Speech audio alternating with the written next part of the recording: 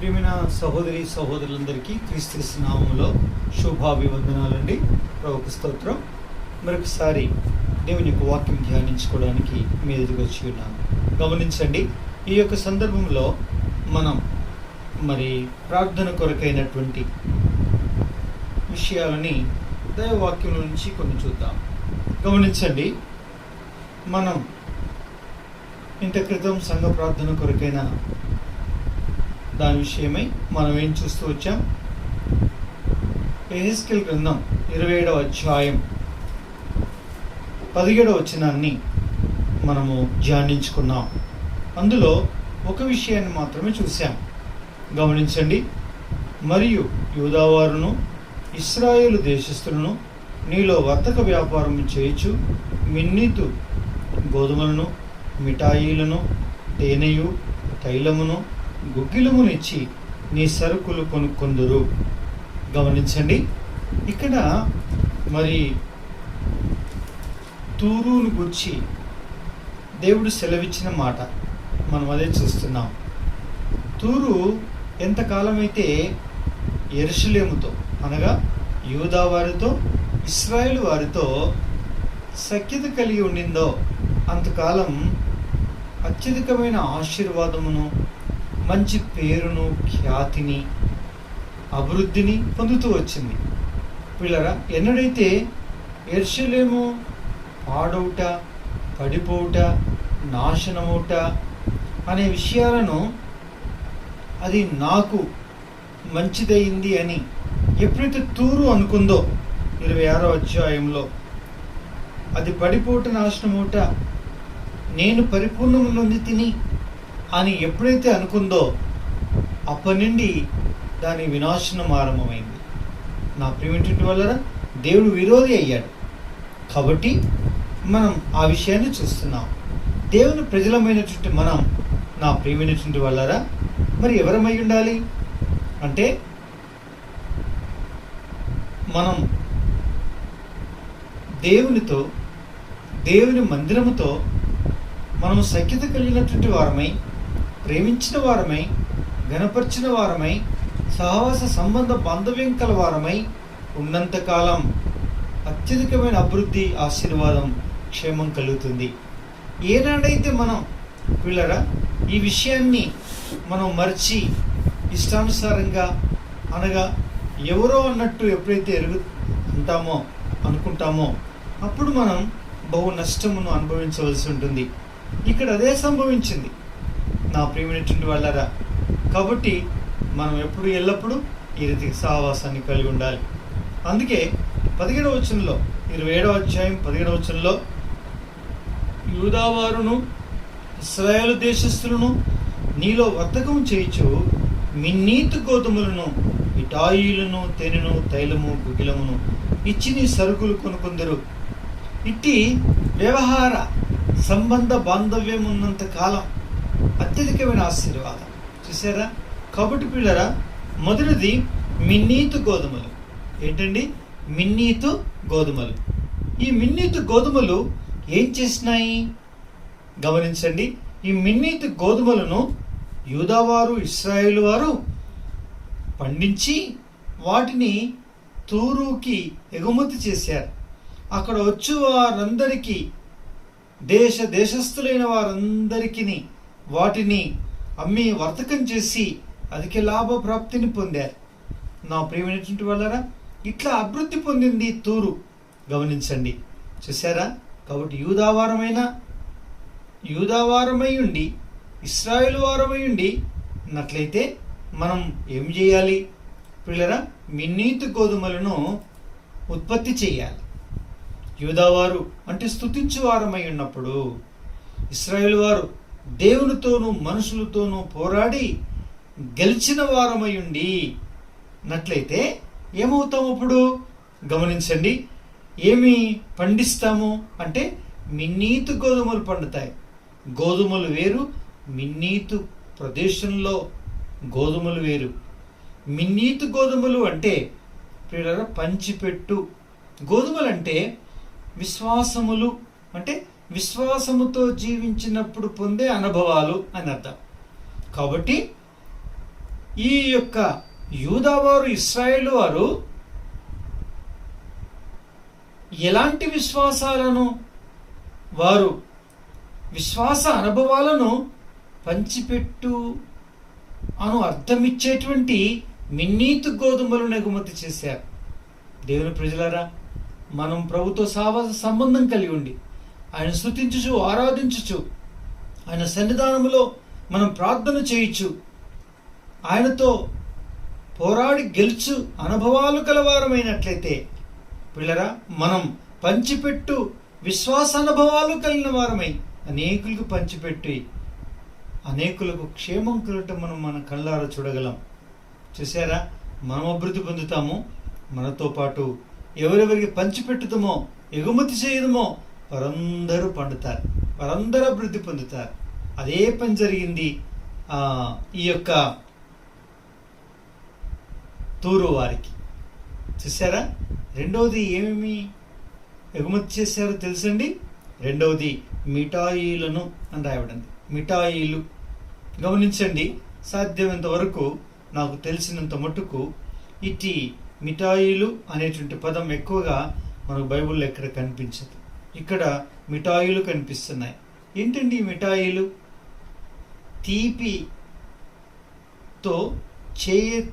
చేయబడు తినుబండారములను మిఠాయిలు అంటారు కదా. కాబట్టి తీపిగా ఉండేటువంటి తీయటి పదార్థము చేత నానా రకాలైనటువంటి తినుబండారాలు తయారు చేయబడుట, వాటిని మిఠాయిలు అంటారు. మిఠాయిలు చేయువారు. చూసారా, తూరుకు ఏమి వీరు ఎగుమతి చేస్తున్నారో ప్రియమైన వాళ్ళరా. అన్ని ప్రదేశాల వారు, ప్రాంతాల వారు కేవలం తీపి అనేటువంటి పదార్థమే కలిగి ఉంటే, యూదావారు, ఇశ్రాయేలు వారు ఆ తీపి అనే ఒక్క పదార్థము ద్వారా నానా రకాలైన తీపి తినుబండారములను తయారు చేసి, అంటే మిఠాయిలను తయారు చేసి ఎగుమతి చేస్తూ ఉన్నారు. ఈ ఆధిక్యత పిల్లరా ఆ దినాలలో తూరు దేశానికి సప్లై చేసినటువంటి యూదావారు, ఇశ్రాయేలు వారి యొక్క ఎగుమతి యొక్క ఉత్పత్తులలో మిఠాయిలు ఒక స్థానాన్ని వహించాయి. చూసారా ఇది. కాబట్టి నా ప్రియమైనటువంటి వాళ్ళరా, ఈ తీపి పదార్థమును ఒక్కదాని ద్వారా మిఠాయిలనే తయారు చేసి నానా రకాలైన, మనకు తెలుసు కదండి పుల్లారెడ్డి స్వీట్స్ అంటే ఎంత పేరు ప్రఖ్యాతి వహించినవో హైదరాబాద్ అంతట్లో కదా. ఆ స్వీట్స్ అంటే చాలా పేరు కదండి. అంటే ప్యూర్ నేతితో చేయబడతాయని ఎంతో అద్భుతమైనటువంటి పేరండి వాటికి కదండి. లక్ష్మారెడ్డి స్వీట్స్ అని ఇంకా రకరకాల స్వీట్స్ ఉన్నాయి.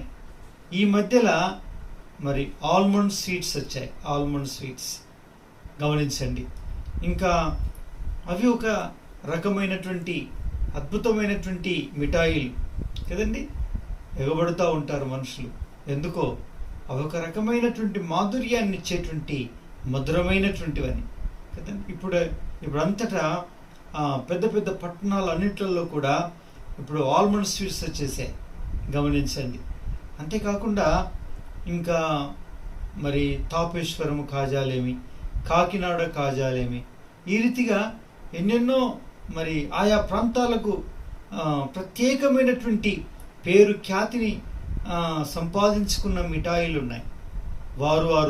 వారి తాతల ముత్తాతల కాడి నుంచి తయారు చేయవారని వారికి పేరు.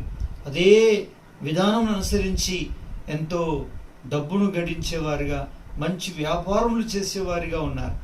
చూసారా, ఇక మన దేశమంతట్లో గమనిస్తే కాశీ నుంచి కన్యాకుమారి వరకు ఎక్కడన్నా వెళ్ళండి, రాజస్థాన్ స్వీట్ హౌస్ అని ఉంటారు.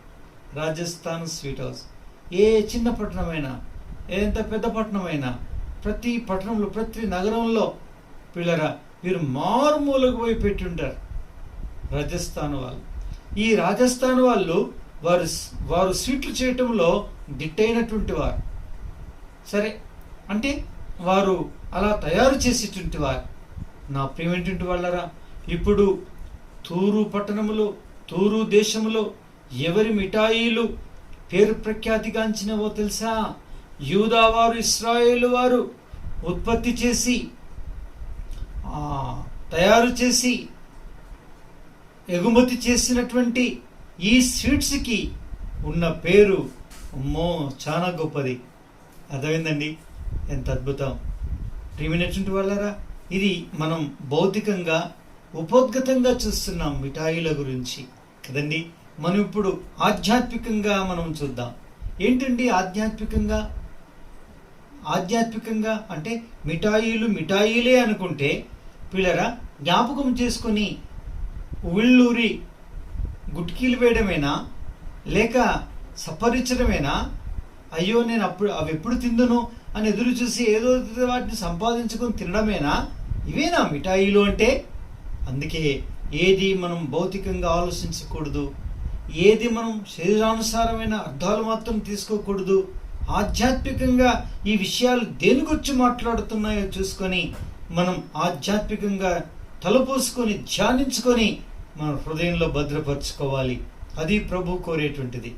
నా ప్రియమైనటువంటి సహోదరి సహోదరులారా, దేవుని యొక్క వాక్య ప్రకారంగా దేవుని ప్రజలైనటువంటి వారిగా మనం గమనించాల్సిన విషయం ఏంటంటే, నా ప్రియమైనటువంటి వాళ్ళరా, మిఠాయిలు ఏంటండి? ఈ మిఠాయిలు గమనించండి. మొట్టమొదటిది తీపి పదార్థం. ఆ తీపి పదార్థములో నుంచి పిల్లరా అనేక రకరకాలైన తినుబండారములను, నాలుకకు బహురుచిని కలిగించే, మాధుర్యాన్ని కలిగించేటువంటి పదార్థములను తయారు చేయటమే పిల్లరా మిఠాయిలు. తీపితో నానా రకాల పదార్థాలు, తీపి పదార్థాలనే మిఠాయిలు అంటారు. ఈ మిఠాయిలు పిల్లరా ఎవరు తయారు చేసినవి? ఎవరు సప్లై చేసినవి? ఎవరు ఎగుమతి చేశారు? యూదా వారు, ఇశ్రాయేలు వారు చేశారు. పిల్లరా, దేవుని వాక్యం అంతట్లో కూడా వీరిద్దరూ అనగా ఈ రెండు పేర్లు కలిగిన ఈ జనం మిఠాయిలను సప్లై చేసినట్టు దేవుని యొక్క వాక్యం ప్రశంసిస్తుంది. అంటే పరిశుద్ధాత్ముడు రాయించి పెట్టాడంటే ఇక్కడ ఒక ప్రత్యేకత ఉంది. నా ప్రియులరా, మనం యూదా వారి అక్షరానుసారంగా కాకపోయినా, ఇశ్రాయేలు వారము అక్షరానుసారంగా కాకపోయినా, క్రీస్తు యేసు ప్రభు వారి కల్వరి శిలువ యొక్క ఆ కృప చొప్పున విమోచింపబడిన మనెల్లరం దేవుని ప్రజలమని పేరు పొందిన వారం, రాజులైన యాజక సమూహంలో చేర్చబడ్డ వారం. అనగా మనని యూదావారిగాను ఇశ్రాయేలు వారిగాను ప్రభు చేశాడు.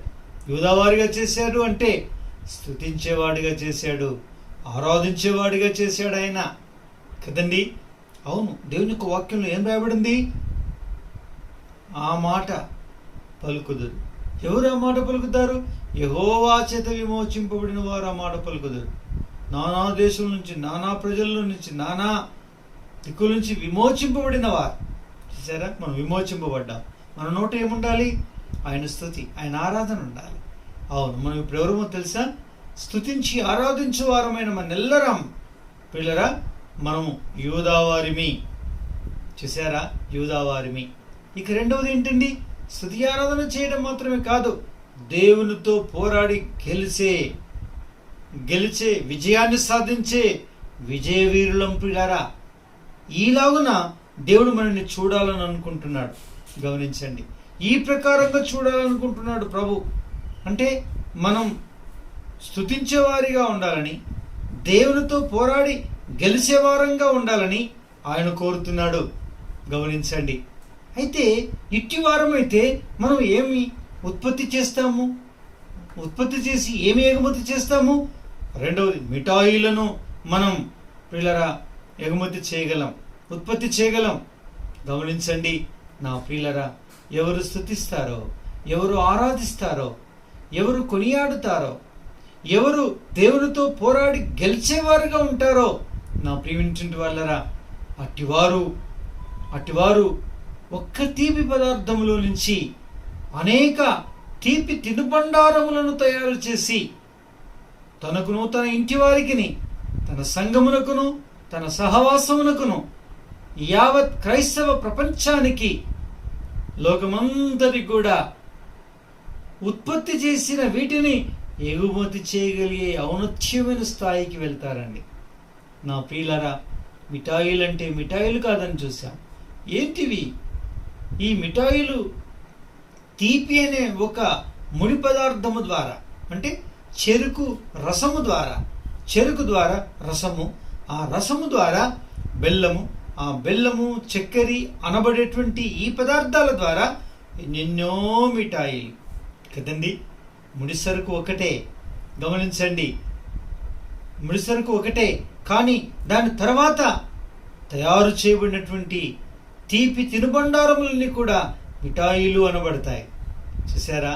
కాబట్టి నా ప్రియమైనటువంటి వాళ్ళారా, నిజంగా ఈ విషయాన్ని కొంచెం వెనక్కి వెళ్ళే భౌతికంగా ధ్యానించని ఉద్దేశిస్తే, ఈ లోకానికి, ఈ ప్రపంచానికి ఎన్ని తీపి వార్తలు వినిపిస్తున్నారో. ఎవరండి? ఇశ్రాయేలీయులు. వారి వ్యవసాయం విషయంలో, వ్యవసాయం చేయు పద్ధతులు వారు కనుకొని, వారు కనిపెట్టి, వారు చేసి అతి తక్కువ స్థలములో ఎక్కువ దిగుబడి, అతి తక్కువ కాలంలో ఎక్కువ దిగుబడి, అద్భుతమైనటువంటి పంటలు పండించి ప్రపంచమంతటికి కూడా నేర్పించే దేశమేది అని అంటే ఈ దినాల్లో ఇశ్రాయేలు దేశం. మన ప్రధాని మోడీ గారు కూడా దినాల్లో వెళ్ళి ఆయన ఇశ్రాయేలు యొక్క టెక్నాలజీ ప్రకారంగా, ఏ ప్రకారంగా వాళ్ళు వ్యవసాయ అభివృద్ధి పరుస్తున్నారన్న విషయాలు కనుక్కొని వాటిని చూసి ఆ పద్ధతులు అనుసరించాలని ఆయన నేర్చుకొని వచ్చారు, చూసి వచ్చారు. పిల్లలు అటు వాటిని మన దేశానికి అటు వారిని ఇన్వైట్ చేస్తూ వచ్చారు. వారి పద్ధతుల్ని మరి స్వాగతిస్తున్నారు. ఎందుకండి? మన దేశం ఒకటేనా? కాదండి. ఈ భూ ప్రపంచం మీద ఉండే ప్రతి దేశము కూడా వ్యవసాయ పద్ధతుల్ని మాత్రమేనా? మనం ఇప్పుడు వాడేటువంటి అధునాతన సాధనాలు ఎన్ని వారి యొక్క వైజ్ఞానాల చేత ఉత్పత్తి చేయబడినటువంటి ఎన్నో మధురమైనటువంటి అత్యాధునికమైనటువంటి సాధనాలని వారు అందించేవారుగా ఉన్నారు. నో ప్రియులరా, నిన్న మొన్న వచ్చిన అదే లాక్డౌన్లో ఉన్నటువంటి మనం కోవిడ్-19కి కరెక్ట్గా ధీటైన టీకాల్ని కనుక్కొని దాన్ని ప్రయోగించి దాని దిగ్విజయాన్ని సాధించి టీకా మందును తయారు చేసినటువంటి ఘనత ఎన్నెన్నో దేశాలు పరిశీలించి పరీక్షిస్తూ ఇంకా ప్రయోగించడానికి ఇంకా 6 నెలలు 3 నెలలు వాడడానికి ఇంకా సంవత్సరం కూడా పట్టొచ్చు అంటూ ఉంటే దేశాలన్నీ, ఇజ్రాయెల్ దేశం అన్ని పూర్తి చేసింది. ఇప్పుడు టీకాలను విడుదల చేయడానికి సంసిద్ధంగా ఉంది, ప్రయోగించింది, సక్సెస్ అయిపోయింది. పిల్లరా, ఎంత తీపి కబూరు అని మన మీడియా పిల్లరా మరి సెలవిస్తూ ఉంది. తీపి కబూర్ అంటే అర్థం ఏంటండి? అందులో తీయదనం ఉంటుందా? అది రుచి చూస్తే తీయటి మిఠాయి లాగా ఉంటుందా? అవును, మధురంగా ఉంటుంది. ఎంతో తన్మయత్వం పొంది ఒక్కసారి ప్రపంచం శ్వాస తీసుకొని నిబ్బరంగా నిండుగా మళ్ళీ నిట్టూరు పిడిచింది ఒక్కసారి. ఎందుకండి? నూతనమైనటువంటి ఉత్పత్తులను చేయటంలో, నూతన విషయాలను కనుగొనటంలో, నూతనమైనటువంటి వాటిని పరిశోధించడంలో, నూతనమైనటువంటి వాటిని కనుక్కోవటంలో, వాటిని ఉత్పత్తి చేయటంలో, వాటిని ఎగుమతి చేయటంలో, ఆ జ్ఞానములను ప్రపంచానికి పంచిపెట్టే దాంట్లో ఇశ్రాయేలీయులు అనేటువంటి యూదావారు ప్రపంచమంతట్లో మొదటి స్థానం వహించి ఉన్నారు. ఎక్కడెక్కడో ఏ దేశము కనుక్కున్నదని పేరు వచ్చినప్పటికీ ఎన్నెన్నో వస్తువులని పిల్లరా అవి కనుక్కోవడానికి ఉపయోగపడిన వాడు యూదుడు అని వారి చరిత్రను గమనిస్తే, ఆయా ప్రోడక్ట్ యొక్క మరి క్రియేషన్ని ఎవరు చేశారు, మొట్టమొదటి ఎవరు సృష్టించారు, ఎవరు కనుగొన్నారు, పరిశోధించారని పరిశోధిస్తే యూదా వారి యొక్క పేరు వెళ్తుంది. జ్యూస్. ఎంత అద్భుతం కదండి? అవును, ఈ ఘనత వారికి దక్కింది. ఎందుకు చెప్పండి? దేవుని స్తుతించేవారు, గమనించండి, దేవుని స్తుతించేవారు, దేవుని ఆరాధించేటువంటి వారు, దేవునితో పోరాడి గెలిచే సత్తా కలిగినటువంటి వారు. నా ప్రియ సహోదరుడా, సహోదరి, నీవైనా నేనైనా మన జీవితాల్లో దేవుని స్తుతించి ఆరాధించగలిగే వారిమైతే, ఆయన్ని ఘనపరిచే వారిమైతే, ఆయన్ని హెచ్చించే వారిమైతే, తప్పనిసరిగా మనను కూడా దేవుడు ఆశీర్వదించి ఆయనతో పోరాడి గెలిచేటువంటి వారమైనట్టు మనం కనిపిస్తే ఎన్నెన్నో నూతనమైనటువంటి విషయాలని, నూతనమైన తలంపుల్ని, నూతనమైన ఆలోచనలని, నూతనమైనటువంటి విధి విధానములను, నూతన జీవితాన్ని, నూతనమైనటువంటి పరిపక్వపు జీవితమును జీవించి లోకమంతరికి మాదిరికరంగా ఉండగలిగేటువంటి వ్యక్తులుగా మనల్ని తీర్చిదిద్దడానికి మన ప్రియ దేవుడు సిద్ధంగా ఉన్నాడు. నా ప్రియులరా, ఆయన చూసినప్పుడు స్తుతించే వ్యక్తిగా ఉన్నావా? దావీదు 7 మార్లు స్తుతించి ప్రార్థన చేశాడు. ఆయన చూసినప్పుడు, దానియేలు కాలంలో దేవుడు చూసినప్పుడు దినమునకు 3 మారు స్తుతించి ప్రార్థన చేసి మేడం గది మీదకి వెళ్ళి ఈ కార్యములు చేయుట 3 మారు చేయటం చూశాడు దేవుడు. అందుకే పరలోక సంబంధమైన భవిష్యత్తులో యుగ సమాప్తి వరకు సంభవించబోయే అనేక సంగతుల్ని దానియేలుకు బయలుపరిచినాడు. పిల్లారా,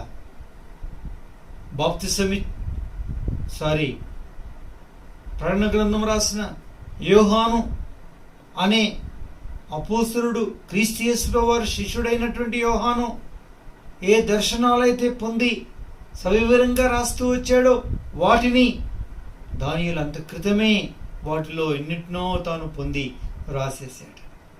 పిల్లరా, ఈ విధంగా దేవుని ప్రజలైనటువంటి వారు స్తుతించేటువంటి వారు, దేవునితో పోరాడి గెలిచే భావం, గెలిచే సామర్థ్యం కలిగినటువంటి వారు, అంటే ప్రార్థన చేయగలిగే ప్రార్థనా వీరులు ఎన్నెన్నో కొత్త విషయాల్ని, దైవ దర్శనాల్ని, దైవ బయలుపరుపులను ఎన్నిటినో వారు పొంది ఎన్నిటినో వారు ప్రకటించారు. పిల్లరా, వివరించారు. నా ప్రియ సోదరి సోదరులారా, కాబట్టి మనం ఇక్కడ చిన్న ప్రార్థన చేసుకోవాలి. ప్రభువా, నన్ను జ్ఞాపకం చేసుకోండి, నాలో కార్యం జరిగించండి తండ్రి. నన్ను స్తుతించేవాడిగా, నన్ను దేవునితో పోరాడి గెలిచే ప్రార్థనాపరుడిగా, ప్రార్థనా వీరుడిగా చేయి నాయనా. నన్ను కనికరించు. ఒక్క తీపి పదార్థముల నుంచి తీపి తినుబండారములను తయారు చేసి మిఠాయిలను ఉత్పత్తి చేసి ఎగుమతి చేసినటువంటి వారిని వలె నన్ను జ్ఞాపకం చేసుకో అంటే, ప్రభు ఎన్నో విషయాల్లో నిన్ను ఆయన అత్యధికమైన అద్భుతమైన ఆశీర్వాదంలోనికి దేవుడు నిన్ను నడిపిస్తాడు, నిన్ను హెచ్చిస్తాడు, నిన్ను దీవిస్తాడు. నా ప్రియ సోదరి సోదరుడా, నువ్వు ఆ విధంగా కావాలని ప్రభు ఆశ. అందుకే ప్రభు ప్రతిష్ఠించుకుందాం కదండి. కాబట్టి పిల్లరా, ఆధ్యాత్మికంగా మనం చూస్తే మిఠాయిలు, పిల్లరా, తీపి పదార్థం. ఏదండి తీపి పదార్థం? ఇగో మన చేతిలో ఉండే బైబిల్ గ్రంథం తీపి పదార్థం. ఇట్టి తీపి పదార్థం అనేటువంటి ఈ ముడి పదార్థంలో నుండి నా ప్రియమైనటువంటి వాళ్ళరా, స్తుతించువారమైతే, ప్రార్థించువారమై, దేవునితో పోరాడి గెలిచే వ్యక్తులమైతే ఇందులో నుంచి, ఈ తీపి పదార్థం నుంచి అనేకమైన తీపి తినుబండారములు తయారు చేయగలం. అంటే అదేమిటండి? నిగూఢమైన అనేకమైన అనాది కాలం నుంచి మరుగు చేయబడిన అనేక సంగతుల్ని ఈ వాక్యపు అగాధాల్లో నుంచి బయటకు తీసుకుని వచ్చి మనం మన ఇంటి వారికి, మనం మన స్థానిక సంఘానికి, మనం మన సహవాసానికి, మనం యావత్ క్రైస్తవులోనే లోకానికి, యావత్ లోకమంతటి కూడా పంచిపెట్టగలం. అవే దైవికమైన నూతనమైన వర్తమానములు, ఆత్మను ఉజ్జీవింపజేసే వర్తమానములను, ఆనందింపజేసే వర్తమానములను, చెప్పనసఖ్యమైన మహిమాయుక్తమైన సంతోషముల చేత మనుషుల్ని ముంచి తేల్చేటువంటి దైవ వర్తమానములను మనం అందించగలం. నా ప్రియ సోదరి సోదరుడా, నీవు ఆయన యొక్క సన్నిధానంలో ఈ రీతిగా ఉన్నావా? ఈ రీతిగా అప్పగించుకుంటున్నావా? స్తుతించి ఆరాధించే వ్యక్తిగా, దేవునితో పోరాడి గెలిచేటువంటి వ్యక్తిగా ఆయన దృష్టికి కనిపించగలుగుతున్నావా? నా ప్రియమైనటువంటి వాళ్ళరా, ఎంత మంచి మాట. నా ప్రియమైనటువంటి వాళ్ళ, ఈ ప్రకారంగా ఉండు కొరకై మనం ఏం చేసుకోవాలి? ప్రార్థన చేసుకోవాలి. ప్రభువా, నన్ను జ్ఞాపకం చేసుకో, నాలో కార్యం జరిగించు, నన్ను నిత్య వ్యక్తిగా నన్ను ఆయత్తపరచమని ప్రభు దగ్గర ప్రార్థన చేసుకోవాలి. అట్లయితే మనం ఏమవుతామండి? చూడండి, మత్తయి సువార్త 12వ అధ్యాయం 34వ వచనం నుంచి, సర్ప సంతానమా, మీరు చెడ్డవారయండి ఎలాగూ మంచి మాటలు పలకగలరు? హృదయమందు నిండియుండు దాన్ని బట్టి నోరు మాట్లాడును కదా. సజ్జనుడు తన మంచి ధననిధిలో నుండి సద్విషయములను తెచ్చును, దుర్జనుడు తన చెడ్డ ధననిధిలో నుండి దుర్విషయములను తెచ్చును. నేను మీతో చెప్పినదేమనగా, మనుషులు పలుకు వ్యర్థమైన ప్రతి మాటను గూర్చి విమర్శ దినమున లెక్క చెప్పవలసి ఉండును. చూసారా ఎంత అద్భుతమైన విషయమో. కాబట్టి ఇక్కడ ఏం రాయబడింది? సజ్జనుడు తన సంచదన నిధుల నుండి సద్విషయాలు తెస్తాడు, దుర్జనుడు తన చెడ్డతన నిధుల నుండి దుర్విషయములను తెచ్చను. చూసారా నా ప్రియమైనటువంటి వాళ్ళారా, నీవు నేను ప్రభు చూసినప్పుడు మన హృదయం ఆయనకి ఎలా కనిపిస్తుంది? మంచి జననిధిగా కనిపిస్తుందా? ప్రియులరా, మనం సజ్జనులం అయితే సద్విషయాలను తీసుకొస్తాం, సద్విషయాలు కనుక్కుంటాం, సద్విషయాలను ఉత్పత్తి చేస్తాం, సద్విషయాలను లోకానికి అందిస్తాం, సంఘానికి సహవాసానికి అందిస్తాం. దుర్జనులమా, దుష్టత్వమును పెంచి పోషిస్తున్నామా మన ఆంతర్యములో? అయినట్లయితే దుర్విషయాలనే మనం మన ఇంటి వారికి, మన భార్యకు, మన భర్తకు, మన ఇరుగు పొరుగు వారికి, మన సంఘానికి, మన సహవాసానికి, యావత్ లోకానికి దుర్విషయాలను మనం ఉత్పత్తి చేసి పంచిపెట్టువారం, ఎగుమతి చేయవారం అవుతాం. ఈనాడు ఎంతమంది చెడ్డ ధననిధి కలిగినటువంటి హృదయం కలవారై ఎన్ని చెడ్డ విషయాలను, దేవునికి వాక్య విరుద్ధమైన, దేవుని చిత్తము కాని, దేవుని ప్రణాళికలో లేని, సావాసానికి సంఘానికి సంబంధం లేని విషయాలని, లౌకికమైన విషయాలని, లోక సంబంధమైన విషయాలని పిల్లరా వారి ఆంతర్యాల్లో కలిగి ఉండి వాటిని బయటకు తీసుకొని వచ్చి వాటిని వారికి తెలియకుండానే ఎలా ఉత్పత్తి చేసి వాటిని పంచిపెడుతున్నారో, వాటిని ఎలా ఎగుమతి చేస్తున్నారో మనం ఎరుగుదాం. దానితో ఈ మనుషుడేనండి మా సంఘం చెడిపోవడానికి, మా కుటుంబం చెడిపోవడానికి, మా సహవాసం చెడిపోవడానికి, యావత్ క్రైస్తవ లోకానికి చెడ్డు పేరు రావడానికి ఈ మనుషుడేనండి అని ఎందరిని గురించి మనం పలికేవారిగా ఉంటున్నాం. ప్రియమైన వాళ్ళరా, ఎందుకండి? మన హృదయం చెడ్డదననిది పరీక్షించుకోవాలి. దేవా, చెడ్డదననిదియా నా హృదయం, మంచి ధననిదియా? నీవు పరీక్షించుకుంటే నీ హృదయం నీకు తెలియజేస్తుంది, నాకు నేను పరీక్షించుకుంటే మనకు తెలియజేస్తుంది. చెడ్డదని తెలిసినా క్షమాపణ కోరుకుందాం, పశ్చాత్తాపడదాం. పుట్టుకతో ఎవరు పవిత్రులు కాదు, దేవదూతుల స్వభావం కలిగి ఎవరు పుట్టలేదు. పడిపోతాం, జారిపోతాం. పిల్లరా, దుష్ట కార్యములు చేస్తాం, దుష్ట తలంపులు తలుస్తాం, దుష్ట ధననిధి కలిగినటువంటి వారిని ఒప్పుకుందాం. ప్రభా, నన్ను క్షమించి నీ రక్తంతో కడుగు, పవిత్రపరచు ప్రభా. నా వల్లే ఈ కీడు, ఈ నష్టం, ఈ యొక్క అక్రమం అనేది, ఈ అపవిత్రత అనేది, చెడ్డ సిద్ధాంతం అనేది, చెడ్డ పద్ధతి అనేది నా వల్లనే ప్రవేశపెట్టబడింది. కారణం నా హృదయం చెడ్డ ధననిధి తండ్రి, అందులో నుంచి వచ్చింది చెడ్డది, నన్ను క్షమించండి, నేను మార్చమని ప్రార్థన చేసి అడుగుతాను. పిల్లరా, ప్రభు కనికరిస్తాడు. అయితే మన ఈ చెడ్డ ధననిధిని ఆయన మంచి ధననిధిగా, ధననిధిగా చేస్తాడు. అలా మంచి ధననిధి అయిందనుకోండి, ఆ మంచి ధననిధిలో నుండి సద్విషయాలు వస్తాయి, ఉత్పత్తి అవుతాయి, ఎగుమతి చేస్తాము, అనేకులు మేలు పొందుతారు. ఏమంటారు అప్పుడు? పలానాయన మాటలు మాట్లాడండి, పలానా ప్రార్థన చేశారండి, పలానా వాళ్ళు ఈ సాక్ష్యం చెప్పారండి, పలానా వారి వల్ల ఈ యొక్క మేలు నేను పొందానండి అని చెప్తారు. ఎంత మంచి మాట చూసారా నా పిల్లరా? మనం ఏ చూపు చూస్తున్నాం, ఏ తలంపు తెలుస్తున్నాం, ఏ ఆలోచన ఆలోచిస్తున్నాం, ఏ విధంగా ఉన్నాం పరీక్షించుకొని చెడ్డవా క్షమాపణ కోరుకుందాం. మంచిదా ప్రభువుకు స్తోత్రం. ఇంకా మంచి వాటిని తీసుకొస్తాం, ఇంకా మంచి వాటిని హృదయం నుంచి తీసుకొస్తాం. ఎవరిమైతే తీసుకొస్తామో స్తుతించి ఆరాధించే వారమైతే, దేవునితో పోరాడి గెలిచే భావం కలవారమైతే, మనం ఎప్పుడు సద్విషయములను మన మంచి ధననిధిలో నుంచి తీసుకుని వచ్చి మన ఇంటి వారికి అందరికీ పంచిపెడతాం. మన వలన మేలు క్షేమాన్ని పొందుతారు. నా ప్రియ సోదరి సోదరుడా, ఈ మేలు ఈ క్షేమం కలుగుతుందా నీ వలన? అయినట్లయితే ప్రభువుకు స్తోత్రం. లేని యెడల క్షమాపణ కోరుకొని ప్రవక్తంతో కడగబడ్డానికి ఇష్టపడతాం. ప్రభు క్షమిస్తాడు, మనల్ని కడుగుతాడు, మనల్ని పవిత్రపరుస్తాడు. చూసారా? కాబట్టి ఈ ఒక్క మాట చాలండి. కాబట్టి ఇంకా దాదాపు 3 ఉన్నాయి. 3 విషయాల్ని భవిష్యత్తులో చూద్దాం. ఈ పరీక్షించుకొని మనం క్షమాపణ కోరుకొని ప్రార్థన చేసుకుందాం. ఇదే ప్రార్థన అంశం ప్రతి ఒక్కొక్కరికి, ప్రతి ఒక్కొక్క కుటుంబానికి, ప్రతి ఒక్కొక్క సంఘానికి, ప్రతి ఒక్కొక్క సహవాసానికి, యావత్ క్రైస్తవ లోకానికి ఇదొక ప్రార్థన అంశం. ప్రభువా, మిఠాయిలను తయారు చేయలేకపోతున్నాను. తీపి పదార్థం అని అర్థం ఇచ్చే నీ సన్నిధి నాకున్నా, తీపి పదార్థం అనే పారమార్థికమైనటువంటి ఆధ్యాత్మికమైన అర్థం ఇచ్చేటువంటి వాక్యము నాకున్నా, తీపి పదార్థం అనేటువంటి చక్కటి ప్రార్థన అనేటువంటి తీపి పదార్థం నా అందుబాటులో ఉన్నా, నేను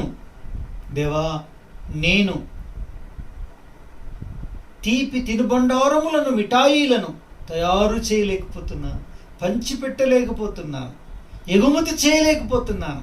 ప్రభువా, నన్ను క్షమించు, నన్ను కడుగు, నన్ను పవిత్రపరచమని ప్రభువు క్షమాపణ కోరుకుందాం.